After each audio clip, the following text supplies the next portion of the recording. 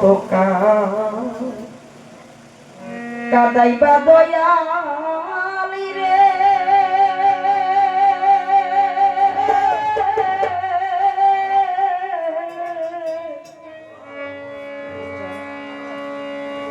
ওরে নাজিম সানি কাদার কি আমার হবে না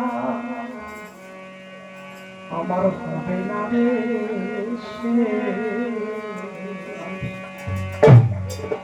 ওরে যেমন কাদিয়া হই ইলাম সারা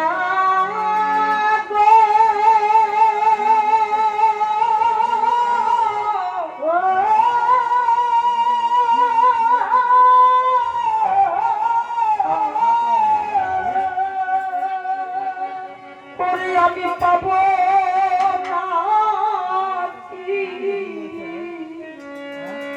নবাব আমার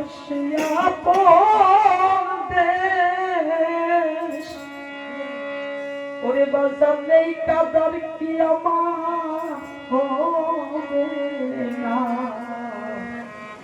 আমার হবে না রে আমায়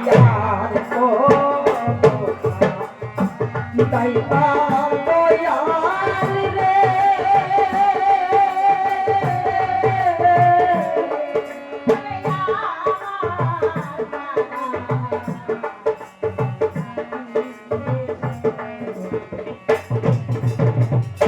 যেমন কাঁদিতে কাঁদিতে আমার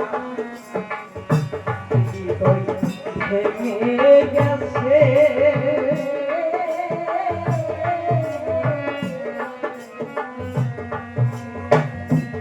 আমি জানি না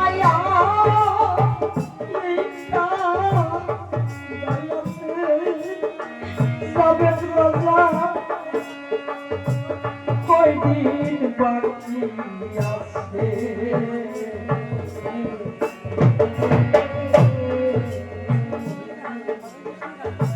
যেমন কাঁদিতে কাঁদিতে আমার ভেঙে গেছে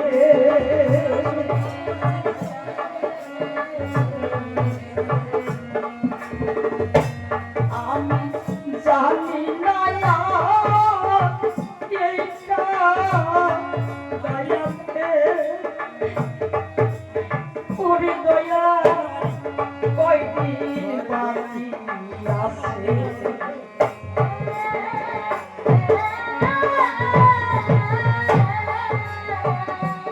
আমি তোমারে পাইলে কাছে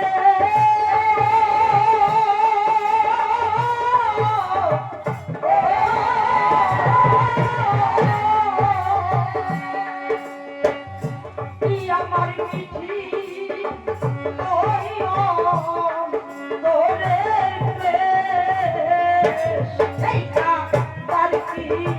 হবে না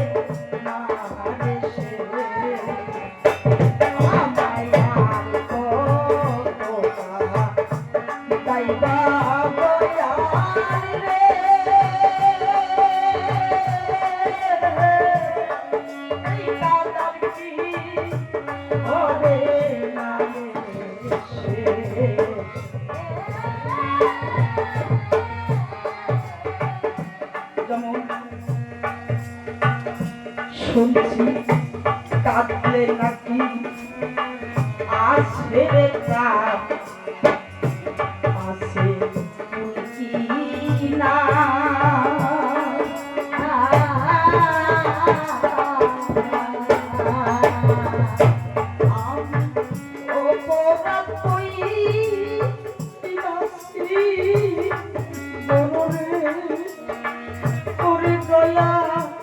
নাই কি পারা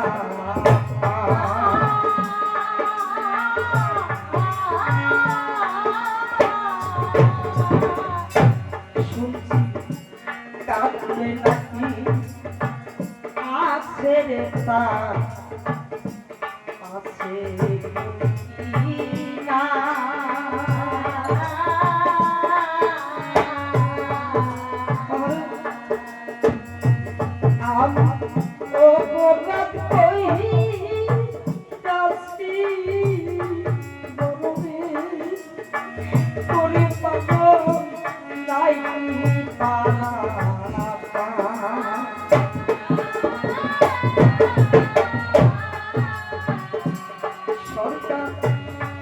আমি নার তাই জীবন সারি গো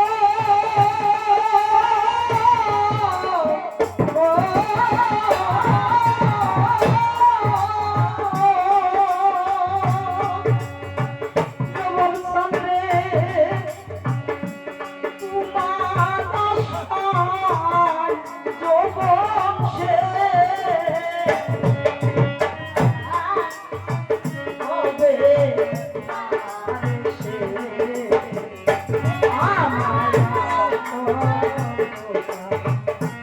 তাই দয়াল রে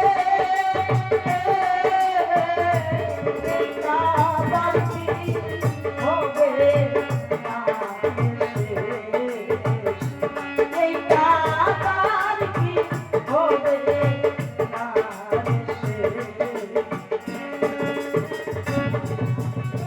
কাজেই বলছি আমি সবার কাছে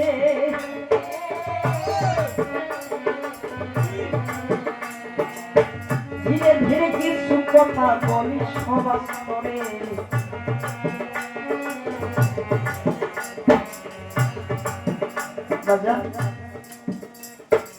গানে একটি গানে আছে ভাব আছে যার তাই দেখলেই তারে চেনা যায় সর্বঙ্গ জাহান ওরা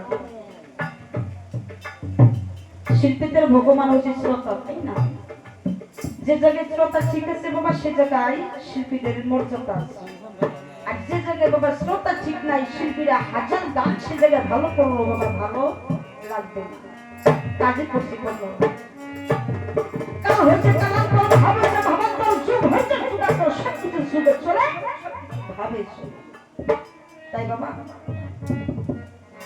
এই দুনিয়ায় মায়ার জগৎ ছেড়ে একটু ভাবেরই দেশে যেতে হবে কারণ কেন না আমরা এই দুনিয়ায় শুধু এই ভালোবাসা প্রেম নিয়ে আসি নাই এই ছেলে মেয়ে প্রেম করলে তারে ভালোবাসা কই নাই আমার আল্লাহ মানে বিষয় ওরে প্রেমের আবার 5টা প্রকার রয়েছে ভাই ওই সত্য প্রেম যদি কোনো ব্যক্তি করতে পারে এই না দুনিয়ায় তাহার জীবন ধন্য হবে তাহার জীবন তাহার জীবন ধন্য হবে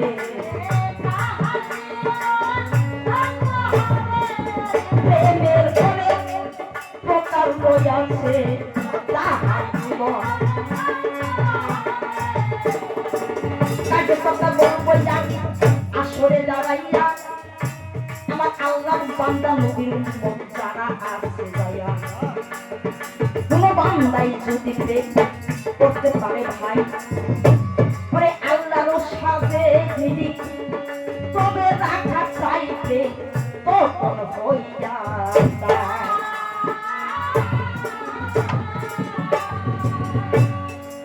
আর যদি কোনো আল্লাহর বান্দা নবীর উম্মত হয়ে থাকে যদি আমার আল্লাহর আশিকা আমার রাসূলের আশিকান যারা আছেন এই বিশ্ব চরাচরে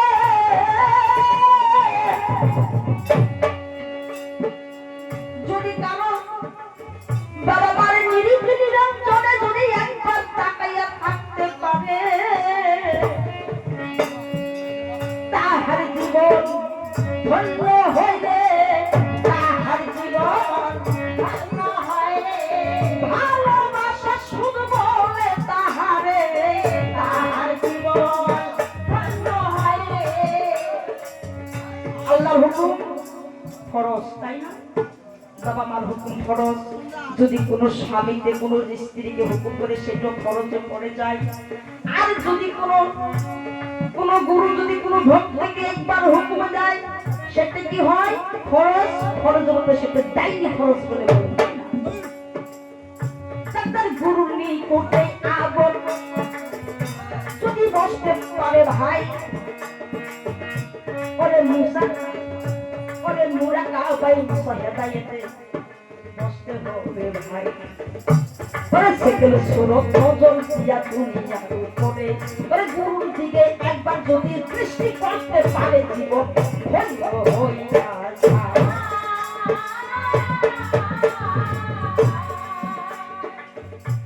পরে অনেক কথা বলছি আমি আসরে দাঁড়াইয়া, পরে এখন আমি প্রশ্ন দিয়ে যাব বলিয়া।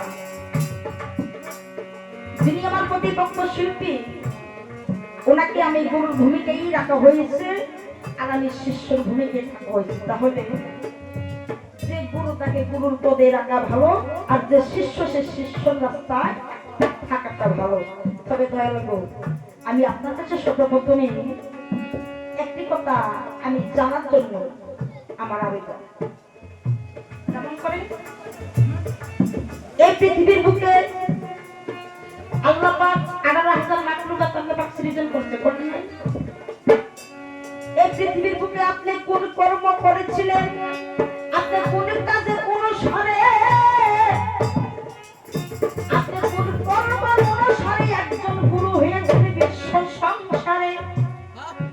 এই গুরু সর্বপ্রথমে কোন ব্যক্তি ছিল ভাই, আমার একটু জানার দরকার তাই। পরে সর্বপ্রথম এই গুরুটার সৃজন কোথায় হয়েছিল ভাই? জানা থাকলে একটু যাও না বুঝাইয়াই আমি ধন্য হইয়া যাই। কয় প্রকারের গুরু আছে দেখাও না ভাই।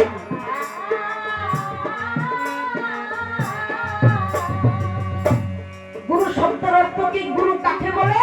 গুরু সৃজন সর্বপ্রথম কোথায় ছিল, আর কোথা থেকে পৃথিবীর বুকে ধরা ধামে এই গুরুত্ব লাভ নিয়ে উনি আসলো। প্রশ্ন রয়ে গেল, একজন গুরু হতে গেলে ভার যে ব্যক্তি পায়, একজন নাইবের রাসূল হতে গেলে তার 10টা লক্ষণের প্রয়োজন থাকে না? আমি আপনার কাছে তো একটাও দেখি না। আপনি বলে দয়াল নবীর উম্মত, আপনি বলে গুরুর পাইরুবি করেন, তাহলে আপনার এই গুরুত্ব ভাবটা আপনার কোথা থেকে উৎপন্ন হলো? আর আপনার সেই গুরুর কোন একটি সাইজ দেখতেছেন আপনার কাছে, তাহলে আপনি গুরু কিভাবে বলেন?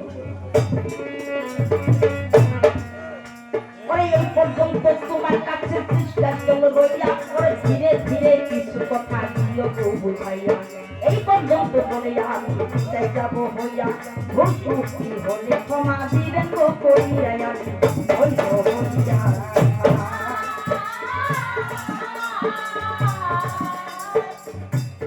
তবে ভাজন এই পর্যন্ত জিজ্ঞাসা করলাম নাকি? প্রশ্ন অনেক কি হয়েছে না?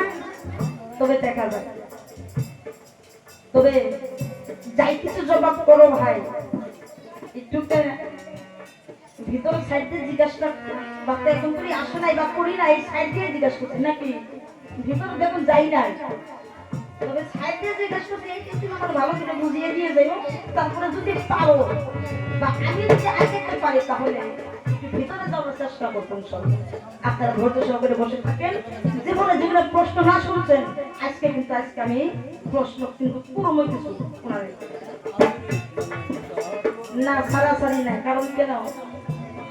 গুরুতে যদি ভক্তকে ছাড়ে, গুরুর কোনো বাবা পারে আশা থাকবে না।